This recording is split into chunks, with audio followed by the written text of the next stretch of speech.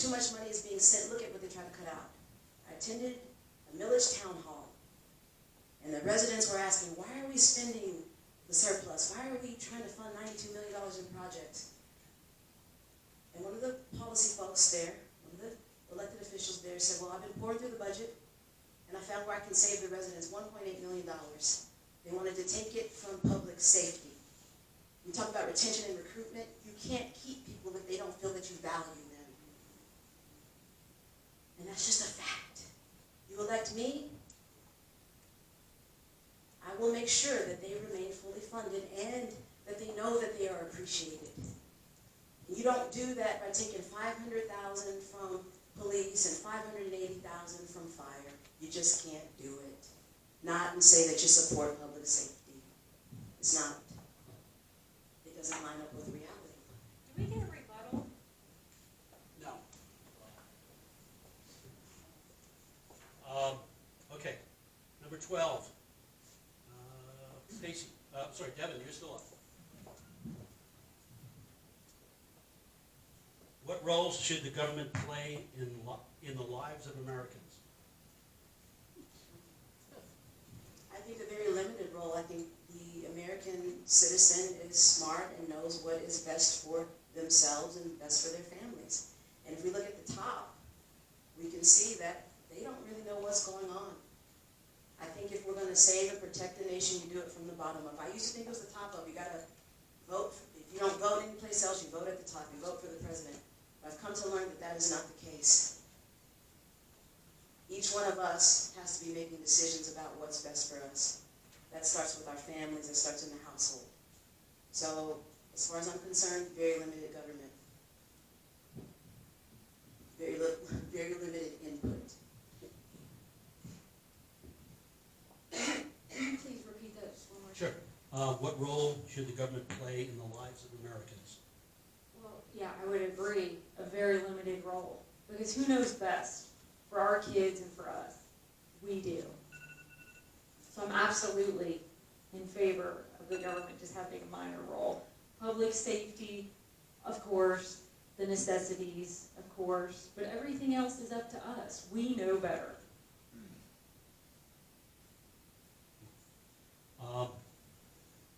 Next question. Stacy, do you support rezoning for high-density housing as a means to revitalize privately owned commercial nodes in Johns Creek? Would you support this if the rezoning position violated the comprehensive land use plan and benefit the bottom line of billionaires like Kevin Glazer of Glazer Properties? Okay, so the 2018 comprehensive land use plan only calls for high density in the town center. And I will only support high density in the town center, which we have just approved with Medley. No, I would not support high density anywhere outside of the town center because the comp plan doesn't call for that. As far as the Regal Shopping Center revitalization, I think that question was in reference to, I would not support high density there. However, I don't think they're asking for high density there. I think they're asking for low density, but we haven't seen that yet. I'm just going based upon the public participation meeting. So yes, I would never support any changes to the comp plan without the residents being fully comfortable with us going that direction. Yeah, I agree totally with that. We're talking about limited government. You know, the comp plan has been prepared. I think we should follow the comp plan.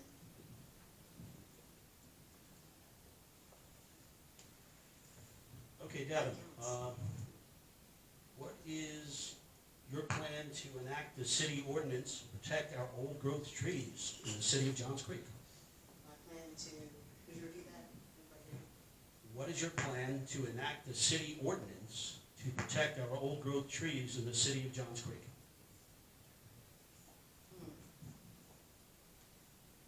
Well, I mean, at the end of the day, everything comes down to policy. And so when you ask what my plan is, obviously we would have to engage some kind of prescription to ensure that we protect our green spaces, trees, but then also our historic sites as well. And so I think you could include all of that in a plan and get that Okay, Stacy, what is your plan to enact the city ordinance to protect our old growth trees in the city of Johns Creek? Old growth, like historic trees? Similar to the water oak at Publix, Publix which Shop. was in the Shake Shack, if you might remember. Okay, so we are looking into that as a city, but there's always unintended consequences. So do we want that to be imposed upon the homeowners? And do we want to have to pay staff then to have to go out and verify the age of your tree and compare arborist reports? That is what we have not decided yet. It would be wise to have an ordinance that doesn't allow commercial properties to remove historic trees. But as far as putting that penalty onto the homeowners, I'm unsure. I would have to wait and review the information that they come back with and the recommendations and see what the homeowners want us to do. Okay.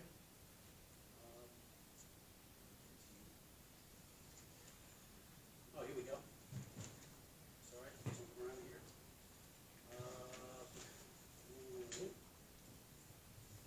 The comprehensive land use plan took several months to update with countless committee meetings and 2 update renditions. Do you tend to consider the club to be more of a guide to decide rezoning cases or more of a mandate? Please explain your answer. Okay, so the first part I really wasn't understanding. Is it the update we just did, the 5-year? If you go back, the comprehensive land use plan took us 2 years to do the last one. It's an entity that lasts 10 years. And the first version was shot down, and then they came up with a second version, and a lot of people were involved, but I didn't want to go that long into that. Okay, so would I want to change it? I'm sorry. Do you tend to consider the comprehensive land use plan to be more of a guide to decide rezoning cases or more of a mandate? Okay, so to me, the comp plan is more of a mandate. A lot of work went into the comp plan, and I think, just like I said with the high density, we just stick with that. People buy their homes out here in Johns Creek because of what they see the city's vision over 10 years is. Businesses come here for that reason. So I don't think it would be genuine at all to change that without having community feedback. Okay. Yeah. Yeah, I agree with that. I think you use a plan to inform policy decisions. Otherwise, you're just spinning your wheels. All right, next one. What are your 3 priorities? Public safety, number 1. We are in the middle of an opioid crisis. We don't talk about it. And so, more than ever, we need to be making sure that all of the resources that we need are in place so that public safety can do what they need to do. Public spaces is another priority of mine. That's why I speak of Creekside. I've been cheering and championing Creekside for a while. We need another live venue space. We need something that functions as a public square. And then the third area of focus is just in the area of events and initiatives that bring community folks together, where we can enjoy each other and remember what we have in common as people and citizens. My priorities? Your 3. My 3 priorities. First and foremost, always to fully support public safety. Secondly, support economic development, so much so as it aligns with the comp plan. And then third, to maintain our infrastructure, our parks and our roads. Okay. You're up next, Stacy. Okay. Got some length to it. Let's see if I can condense it.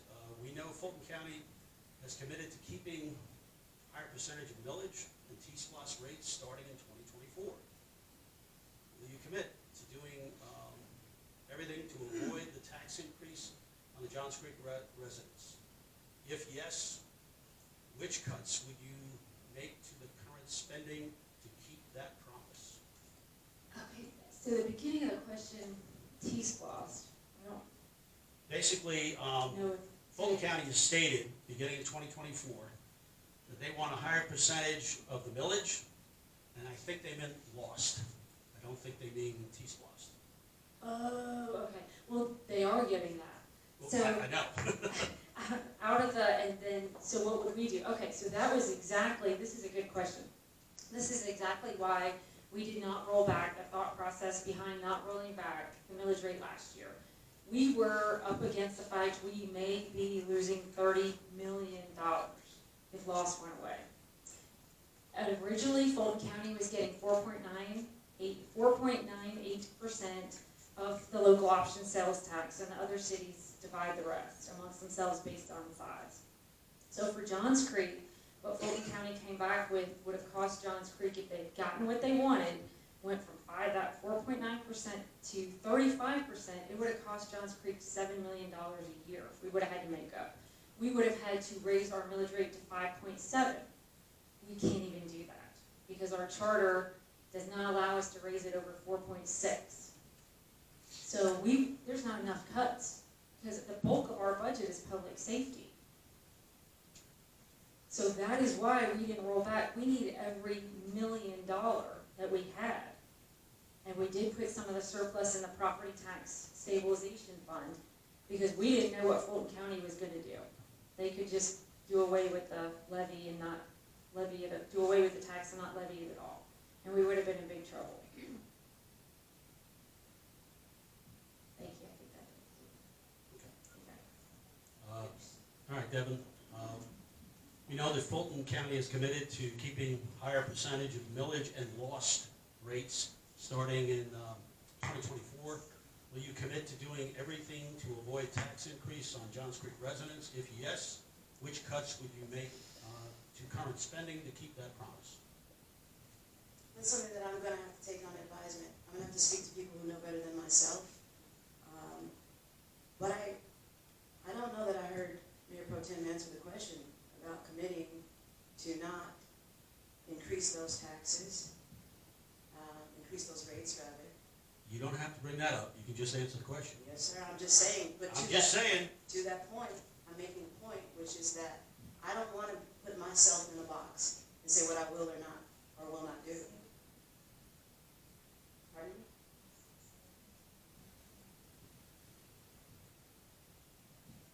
And so, given that, I would like to hear from experts on it and make an informed decision. Okay. You're up again, Devon. How will you know when taxes are high enough? Is there any limit? You know, I think, obviously it's an excellent question, but I think the bellwether or the parameter by which I would be operating is the voice of my neighbors. You know, that's why it's important that we show up. It's important that we speak to our pain points, our pressure points. I think you all will let me know. You'll let all of council know. You'll let everybody know. Enough is enough. We don't want more taxes. And I think as a policymaker, it is our only job to honor the requests of our neighbors. You know, people ask where I come from. I lived in McDonough before moving up here, and it was a great city. It was on everybody's best place to live as well. And policymakers thought they'd get cute and raise taxes because they thought people could afford it. And then people started moving up here, as a matter of fact, to Johns Creek. And so if you want to know what to do when enough is enough, ask your neighbors. And that's what I can commit to. I'm going to be asking you. I'm going to be listening to you. Okay, Stacy. How will you know when taxes are high enough? Is there any limit? Well, yes, sir. Of course there's a limit. I don't think any of us enjoy paying taxes. But what we do enjoy in Johns Creek is having a nice quality of life. Having public safety answer the call. When we call, they respond. I think everything else above that, we have to make sure it's what the community wants before we take it on. And we have to be very clear. If you want these parks, if you want Creekside Park, you're going to have to pay for it. If you want a legacy center, you're going to have to pay for it. We need to be abundantly clear that what we're doing, and that was the whole point I was trying to make this year, and all of us on council have realized that that's a problem. We go on our retreats, we spend money to go and talk about all these great projects we're gonna do. These are our strategic priorities, and we've never once talked about how to fund them. And that's a problem. We went through two, I've only been, this is my second year on council. I don't need a full term to figure out. We have to start talking about how to fund these when we talk about doing them. So when we set the priorities, we need to let you know what it'll cost, and you need to determine whether you want to pay for it or not. And anything above that is too much. Thank you. Stay there. Next question is, how would you improve the budget process in Johns Creek? I love this question. If it were up to me, there would be a lot of ways in which we would improve the budget process. So the first being, I think it starts with the city manager works with the department heads, and they come up with, they say what they need, and then they throw out some capital projects that they want. Well, they're working within the confines of that budget. They know none of us want to increase the millage rate. So this year the operations went up by 3%. Operations, personnel went up by 11. So then what they do, once the city manager gets that number from the department heads and configures it all with our finance director, then it's presented to the mayor and he sits on it for a couple months. Then it's presented to the council at the same time that it's presented to the public. So we're seeing it for the first time. And the problem with that is then any changes that are recommended are, of course, they're going to be taken personally. Then it starts, hey, you want something and you got a problem with the way I did it. So I think we should all be on level ground, and we should perhaps do it maybe like other cities and all collaboratively work on the budget and have the department heads present it to us. And us make that determination. And then we turn it over and let you guys provide feedback. The other thing is you need details. Like, I was mortified to know the last two budgets that were presented to us, they didn't have any budget details. Some of my colleagues and I, we were sitting in the finance director's office for days going over things. And I looked online and I saw budgets that were presented pre my time on council, and they had all the details. I could see how much they spent on meals or trips. We didn't get that the past 2 years, and I think that needs to change. So those are the few main things that are critical to change. So, given my background in public policy, you always start with the fundamental question, what is the problem? So, God willing, I'm elected to council. That's going to be the first thing I ask, what is the problem? Second thing I'm going to do is I'm going to defer to my future colleagues to help to define that, and I will defer to them and learn from them as to what approach is best to take. Standing in this position, I do not know, and I will not speak out of my depth or tell you all something that I don't know. Okay. Devon, Yes, sir. who are your greatest influences? My Nana, Alberta Woodson, she taught me to love. She taught me to see people for people. She, for many years and still to this day, has a nursing home ministry. And growing up in Texas, every summer she would send for us. And we'd go to Alabama, and 3 days a week, we would go and sing to the old folks. And some of the HIV/AIDS patients, this was the 80s and 90s, and they'd throw them away, and they'd end up in the nursing homes. And so I just have a big heart for people, and that comes from her. Governor Ann Richards of the great state of Texas, I thought she was just such a classy lady. She was short, but she was powerful, she was mighty, she was fair, and she knew how to stand in her power and her femininity at the same time. That can be challenging for a woman to do. And so I've studied her. I got a chance to meet her as a child. And so she's a great hero of mine. And then rather than use the balance of my time to think of a third person, and as I see 15 seconds coming, I'll start with my Nana and I'll end with Ann Richards. Okay, Stacy, who are your greatest influences? My mom and dad. My mom and dad are the best, and I just don't want to go into details right now. I lost my mom a year ago, and I would rather move on from that. But my dad's still alive, and he's awesome, and they were the best, and they are my greatest influence. Okay. Stacy, how will you balance the needs of the many against the rights of the individual? You say that one more time. How will you balance the needs of the many against the rights of the individual? That's a very, very, very hard question. The needs of the many and the rights of the individual. Did I get that right? Correct. The needs of how will I balance the needs of the many and the right of the individual? I think just like we do everything else, we have to review it and come up with the best decision we have. I can't say without having an example. Okay. It's a tough question.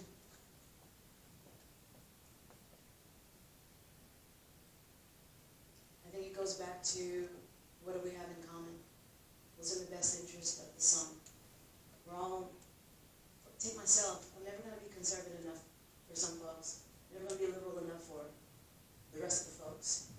But in everything that I am, I want to be honest and I want to make myself available to do the will of the people.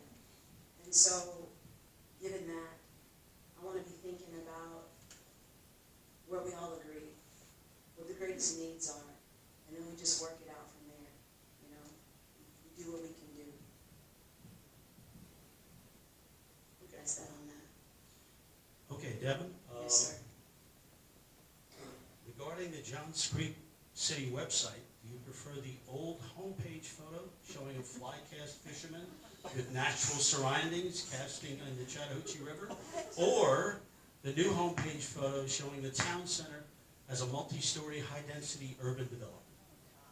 I don't really have a preference on that. I think as long as people can navigate and get that information, I know that there will be some folks who will be displeased with that because it's maybe messaging something, but I don't have too much of a thought on it. Okay. Do you need me to repeat this? Well, the good news is the website's going to change, so both will be gone. And we won't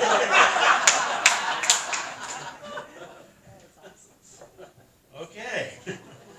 All right. Now that we got past that, what is the most important thing a single council member can do to improve the way the council functions? Ooh, I love this.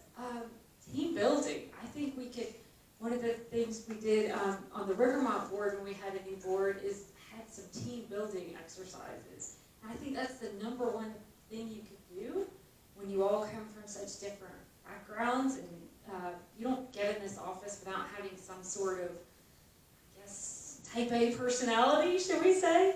And so I think that would be a way to really break the ice and get to know each other. And what I've tried to do, at least on council, is for us to do things with our families. So have a dinner. We had a council dinner after we all got elected together with everybody. And we'll go to our training in Savannah with everybody. And it's important for us, in my opinion, to get to know each other and our families for who we really are.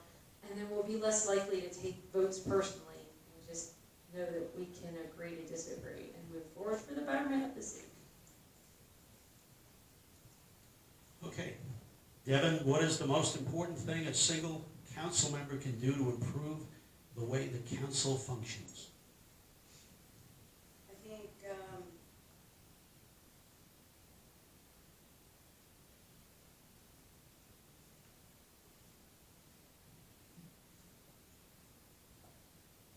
I think honoring the decision-making process of each council person is important. I think honoring the work that each person does is important. And I think that in so doing, the decisions that we make will, like Stacy said, inure to more camaraderie and not things being taken personally or people feeling disregarded or disrespected. Okay. Stay there. Are you supportive of the recently reopened jail facility in Alpharetta? Please explain your answer. I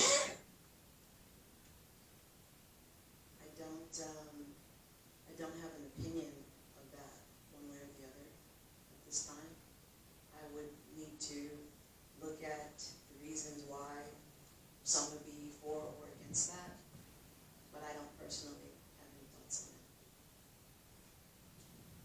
it. Okay, Stacy, are you supportive of the recently reopened jail facility in Alpharetta?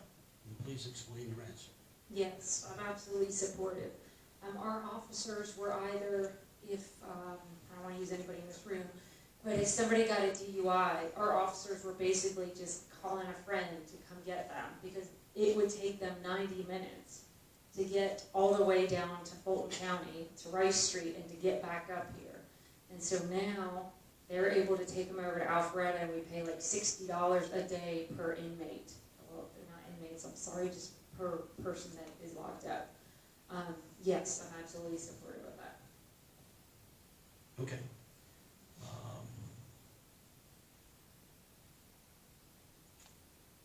On to the next one. Stacy, do you believe in censorship of speech, even though what might be said isn't illegal? No, I don't believe in censorship of speech. Regardless, I believe in freedom of speech. Okay. Devon, the question to you, do you believe in censorship of speech, even though what might be said isn't illegal? I think that you can't have a democracy without holding that line. And I have been tested in that as a candidate, as I'm sure every candidate and elected official has. And people who know me, I've been in passionate discussions even with friends. You have to hold a line that says, even if what you're saying is offensive to me, you have to maintain a right for it to be said. There's a lot going on in the country, and whether we're talking about free speech or anything else, our Constitution is the baseline for that, for maintaining our democracy. So yes, I'm all about free speech. Okay, Devon, stay there. Do you think protesters have the right to protest in the street blocking traffic? I mean, do I think they have a right to protest? Yes, they've got the right to protest. Do they have the right to block traffic? No, they don't have a right to block traffic. They've got to all be following the law. Okay, Stacy, saying to you, do you think protesters have the right to protest in the street blocking traffic? I think everyone has a right to assemble, and everybody has a right to peacefully protest. But no, I do not think when it comes to endangering the residents, no, absolutely not. And that's what it would be if people were protesting in the streets. Okay. Next one. It's a little bit of a preamble here also. Historically, the adopted Johns Creek City motto has been "Be the Exception." The current city's mission statement on the Johns Creek website is to be an exceptional city. Comparing us to nearby cities, can you name 3 reasons why Johns Creek is exceptional today? While on council, what would you do to keep Johns Creek the exception? Yeah, I think we are exceptional today because we are diverse. We are diverse, we have great schools, and we are the safest city in Georgia, the safest large city in Georgia. So I would be supportive of policies, and those have always been my stances that support all of that. I support our community events that help bring everybody together and celebrate our different cultures. And I 100% support public safety to keep us safe, and I support making sure that our schools are doing great. And that is what sets us apart from all these other cities. Okay. Devon, would you like me to, let me give you this. Historically, the adopted the adopted Johns Creek City motto has been "Be the Exception." The current city mission on the Johns Creek website is to be an exceptional city. Comparing us to nearby cities, can you name 3 reasons why Johns Creek is exceptional today? While on council, what would you do to keep Johns Creek the exception.